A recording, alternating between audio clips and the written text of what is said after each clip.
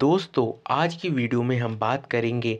अगर आपने बीएससी किया हुआ है और बीएससी करने के बाद आप एमए करने का सोच रहे हैं, तो आपके लिए यह बेनिफिट रहेगा या बेनिफिट रहेगा, सारी जानकारी इस वीडियो के माध्यम से देंगे। अगर आप लोग हमारे चैनल पर पहली बार आए हैं और इस चैनल को पहली बार देख रहे हैं, तो इस चैनल को ज़रूर सब्सक्राइब करें ताकि आपको ऐसी ही नॉलेजेबल वीडियो मिल सकें। तो शुरू करते हैं।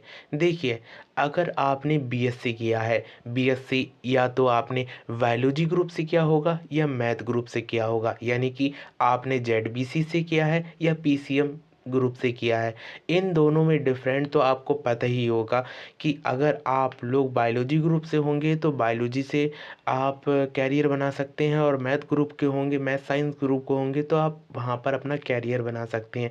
लेकिन बात यहाँ पर उठती है कि क्या हो कि अगर आपने बीएससी किया है और एमए सोच रहे हैं, और एमए से आपको फ़ायदा रहेगा या नुकसान रहेगा। देखिए, अगर आपने बीएससी किया है और बीएससी करने के बाद एमए सोच रहे हैं, तो आप एमए कर सकते हैं, क्योंकि आप साइंस स्ट्रीम से हैं। साइंस स्ट्रीम में यही फ़ायदा रहता है कि आप किसी भी क्षेत्र में जा सकते हैं। अगर आपको बीएससी के बाद एमए करना है तो यह बेस्ट ऑप्शन है। वैसे तो ज़्यादातर जितने भी स्टूडेंट होते हैं वे बीएससी के बाद एमएससी को ही चॉइस करते हैं, लेकिन कभी कभी ऐसा होता है कि कोई कोई एमएससी के कोर्स बहुत ही ज़्यादा होती है, और जिस कारण से स्टूडेंट एमएससी में एडमिशन ना लेने के कारण, ना ले पाने के कारण एमए में एडमिशन ले लेते हैं।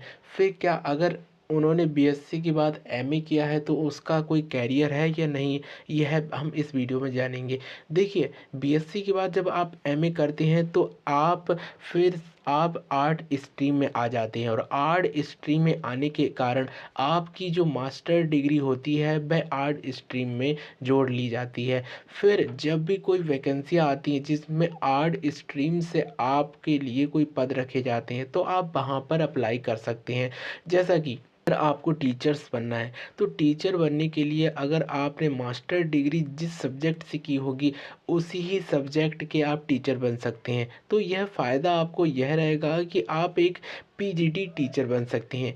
पीजीटी टीचर बहुत ही ज़्यादा सैलरी वाले होते हैं। इनकी फुल फॉर्म होती है पोस्ट ग्रेजुएट टीचर, यानी कि अगर आपने ग्रेजुएशन के बाद एमए किया है और एमए किसी ऐसे सब्जेक्ट से किया है जो आप स्पेसिफिक रूप से एक टीचर बन सकते हैं, जो आपका सब्जेक्ट कॉम्बिनेशन बना सकता है। केवल और केवल जिस जॉब्स में मास्टर डिग्री मांगी गई होती है और सब्जेक्ट आपका जो भी स्पेसिफिक रहा हो, तो आप उसमें अप्लाई कर सकते हैं। रही बात अगर आप अदर किसी में भी जाना चाहते हैं, तो ऐसी बहुत सी वैकेंसियां हैं जिसमें मात्र आप एमए के बेस पर जा सकते हैं, चाहे वह किसी भी क्षेत्र में हो। ज़्यादातर हमारे भारत में ग्रेजुएशन लेवल की भर्तियां ज़्यादा आती हैं, और जो पोस्ट ग्रेजुएशन लेवल की भर्तियां होती हैं वह हमें कम देखने को मिलती हैं। लेकिन इसका कारण यह नहीं है कि यह कैरियर बहुत ही ज़्यादा ख़राब है।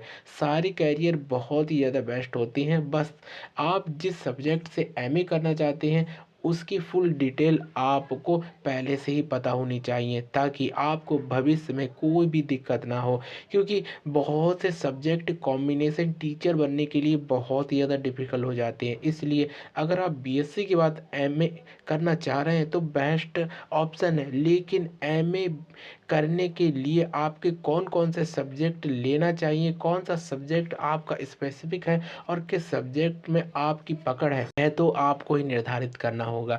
वैसे अगर आप बीएससी के बाद एमए करना चाहते हैं तो आप एमए कर सकते हैं, क्योंकि आपको एक मास्टर डिग्री के साथ साथ आपको बहुत से कैरियर में ऑप्शन मिल सकते हैं। जैसा कि देखिए, आप अगर एमए करते हैं और एमए के साथ ही आप नेट जेआरएफ का फॉर्म भरते हैं और क्वालिफाई कर जाते हैं, तो आप जिस सब्जेक्ट से एमए किया उस सब्जेक्ट के असिस्टेंट प्रोफेसर बन जाते हैं, यानी कि आप प्रोफेसर की एक डिग्री प्राप्त कर लेते हैं। आप एक कॉलेज में पढ़ाने के लिए लायक बन जाते हैं। आई होप आप लोगों को यह समझ आ गया होगा कि अगर आप लोगों को बीएससी के बाद एमए करना है तो आप कर सकते हैं, और इसमें भी बहुत से बेस्ट ऑप्शन रहते हैं।